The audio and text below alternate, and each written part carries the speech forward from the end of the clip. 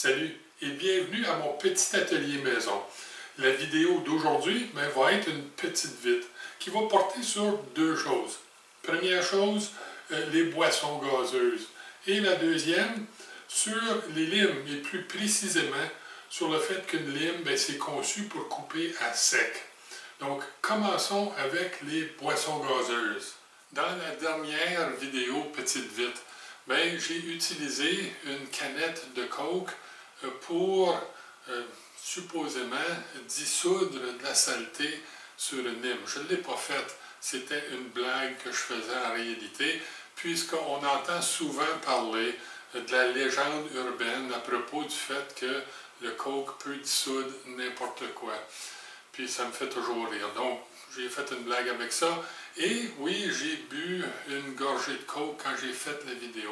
Et plusieurs d'entre vous se sont rappelés qu'il y a depuis quelque temps, je combats un petit peu, pas sérieusement, mais je combats un début de diabète de type 2.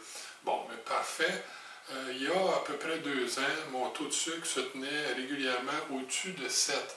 Et maintenant, je suis à 6,1 depuis 1 an et demi de façon constante à 6,1. Et ça, c'est excellent. Donc, on peut dire que le diabète est contrôlé parfaitement par la diète.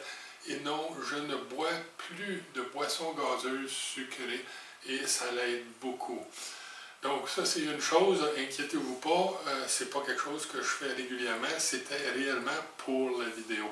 Mais le vrai objectif de la vidéo d'aujourd'hui, c'est de parler des limes et plus précisément répondre à une question que j'ai reçue de Michel Boucherat, qui me demande pourquoi est-il qu'on puisse usiner, percer, tourner, fraiser en utilisant des huiles de coupe pour aider à la formation de copeaux et pourtant on ne doit pas utiliser d'huile sur une lime. Donc regardons ça. Je suppose que la façon la plus simple d'expliquer comment une lime coupe et pourquoi elle ne fonctionne pas bien avec l'huile, c'est juste de dire que les limes sont conçues pour couper à sec. Mais ça, c'est une explication un peu trop simple. Je pense qu'on va parfaire ça un petit peu. Puis on peut comparer apprendre à utiliser une lime à apprendre à marcher ou à apprendre à aller en vélo. Quand on apprend à marcher à l'âge de 2 ans ou autour de là, je veux dire, on est très jeune, on ne peut pas lire un manuel ou comprendre des explications. On observe, on essaie, on apprend ce qui ne marche pas et on apprend ce qui marche, littéralement. Et on apprend à marcher. C'est essai et correction. C'est comme ça qu'on apprend à marcher. Et marcher, c'est quelque chose de très complexe. C'est une corde raide, dans le fond. On se balance sur nos pieds. Aller en vélo, c'est quelque chose qu'on fait un peu plus tard dans la vie. 5, 6, 7 ans, on apprend à conduire un vélo. Et on le fait de la même façon qu'on a appris à marcher. Dans le sens qu'on peut, à cet âge-là, comprendre plus les explications d'un parent ou d'un ami, mais on ne peut quand même pas les assimiler et les interpréter au point où on peut dire que, strictement parlant, juste avec les explications, je vais embarquer sur les vélos et partir pour un voyage de 30 km. Ça ne fonctionnera pas. Il y a une question d'apprentissage, d'essai et d'apprentissage. C'est très similaire à marcher, encore une fois. Et encore une fois, c'est quelque chose que l'on balance. Donc, on doit s'ajuster continuellement. C'est très dynamique. Mais une lime, c'est comme ça. Là, la lime, elle est conçue pour couper. Mais une lime ne peut pas couper n'importe quoi. Et si on dit qu'on prend une lime puis on essaie de couper un matériel trop dur, moi, je peux vous dire qu'il ne faut pas couper du matériel trop dur. Mais la réalité, c'est tant que vous ne l'avez pas essayé, vous ne comprendrez pas comment la lime agit sur cette matière trop dure-là. Et encore une fois, couper avec une lime, c'est une question de ballon. Qu'on coupe une pièce grosse, une pièce avec un matériel doux, moyen, dur, une pièce avec une lime à grosse dent, une lime à taille simple, une lime à taille, etc., etc., etc. On balance et on apprend. Donc, regardons comment est-ce qu'on apprend et comment ça fonctionne. Là, avant d'aller un peu plus loin, puis on va débarrasser ça tout de suite, il y a certaines notions qu'il faut maîtriser si on est pour comprendre réellement bien ce qui va suivre ici. Et pour ça, j'ai 4 vidéos à vous suggérer. Un que j'ai suggéré déjà dans la dernière petite vite, qui est sur ma page web, lazymachinist.com, sur la page 2, en français, c'est sur la page 4, c'est la section de mes cours d'usinage. Vous descendez à la leçon 5, travaux à l'établi, partie 2, et ça, c'est l'explication ou la présentation des limes et du limage. Donc, ça, c'est une chose qui serait bon d'aller voir. Si vous allez voir la page 5 de ma page web, dans la section orange, et vous descendez dans la section orange pour voir 2 vidéos qui sont les vidéos qui portent sur les copeaux, les avances, ok? Donc, les copeaux et les avances, partie 1 et partie 2. Ça va être important pour comprendre comment les copeaux se forment, puis c'est un peu de ça qu'on va parler aussi, puis les angles d'attaque et tout ça. Et également, il y a les angles d'arête qui affectent la direction des copeaux formés, dans quel sens ils vont bouger et glisser ou autre chose.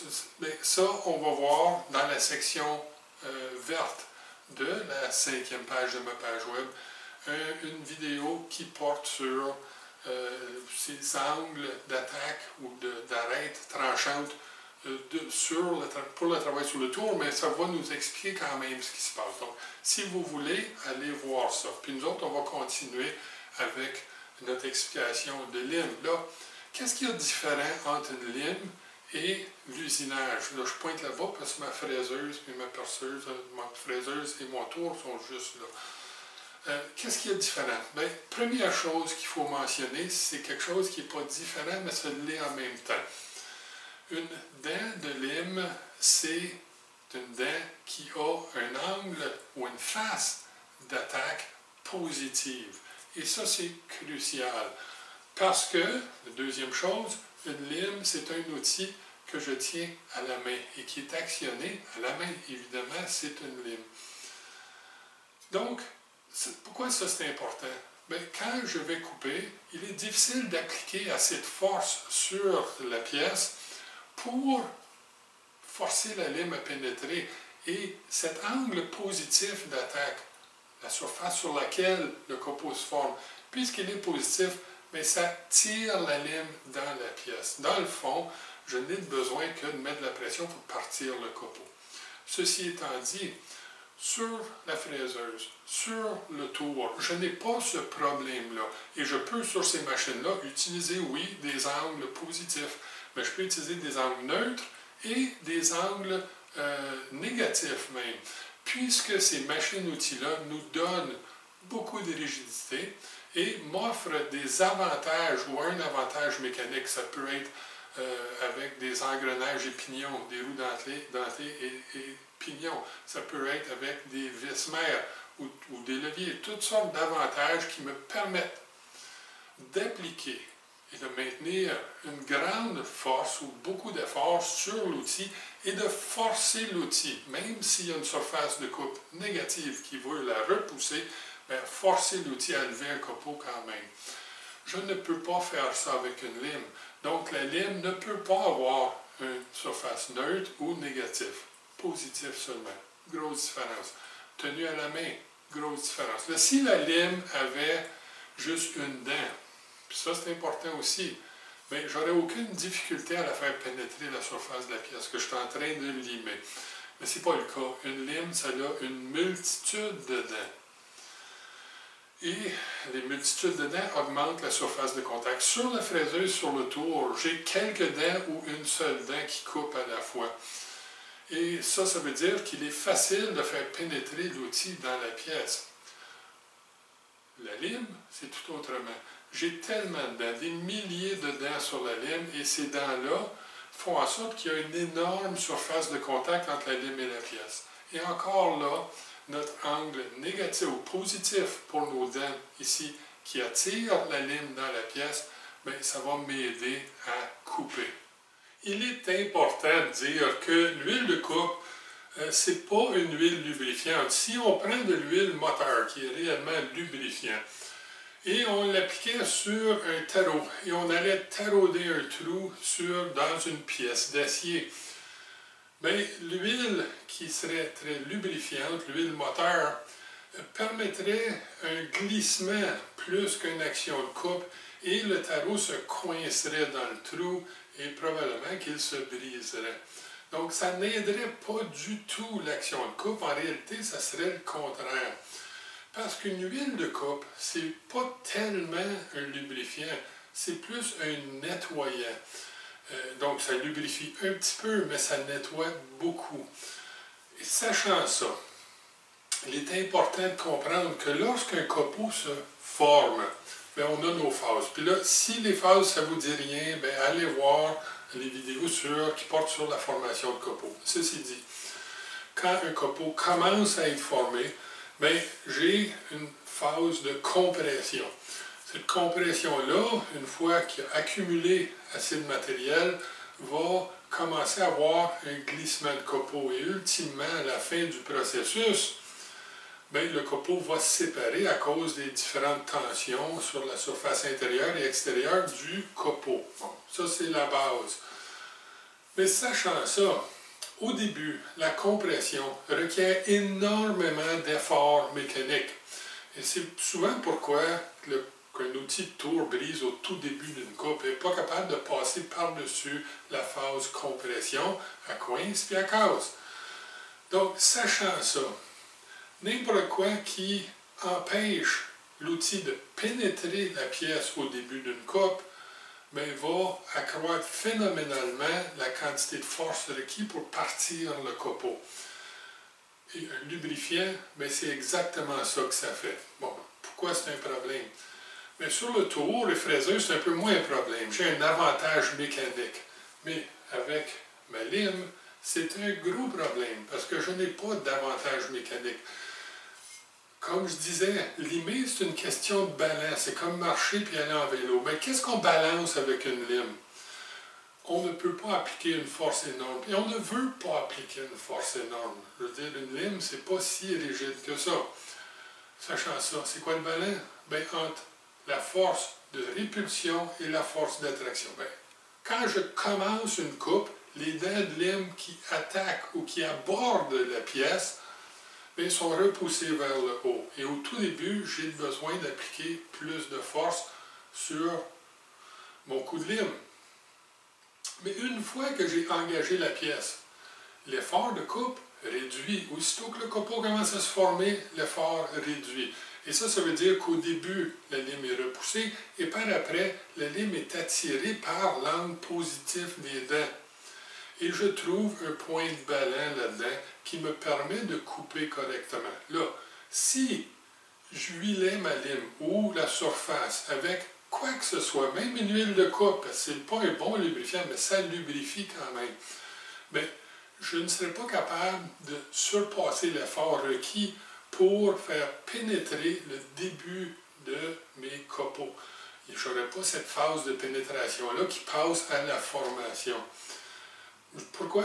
Parce que l'outil sera en train de glisser. Rappelez-vous, j'ai une énorme surface de contact. Aussitôt que l'outil commence à glisser, c'est pas mal fini. Parce que les dents qui ont glissé sur la surface ne sont pas pénétrées, ne sont pas en train de tirer vers le bas et tout ça va juste aller en se remplirant. Donc il faut que la coupe commence tout de suite le plus rapidement possible. Et n'importe quel lubrifiant bien, va réduire ma capacité de partir le copeau. Et c'est là le problème. Là, faites l'essai vous-même. Prenez une lime, mettez pas d'huile dessus. Prenez une coupe sur une pièce. Remarquez la sensation de coupe que vous obtenez. Mettez de l'huile sur la lime et essayez de couper juste à côté de l'endroit où vous avez coupé pour que ça soit égal. Et vous allez trouver une énorme différence. Donc, la lubrification de lime empêche la pénétration de l'outil, encourage pas, je devrais dire, la pénétration de l'outil, et ne nous permet pas d'atteindre ce point de balance entre la force d'attraction qui nous aide et la force de répulsion. Donc, pas de lubrifiant. On peut par contre utiliser de la craie qu'on peut appliquer légèrement à notre lime pour empêcher des copeaux, surtout de matière molle, à se coincer entre les dents. Puis ça peut aider. La craie n'est pas un lubrifiant. Si c'est quelque chose, c'est un très léger abrasif et ça n'empêche pas vraiment l'action de coupe. Mais on en met juste un petit peu. Et si on fait ça, bien on met la craie, on lime pour une courte période de temps.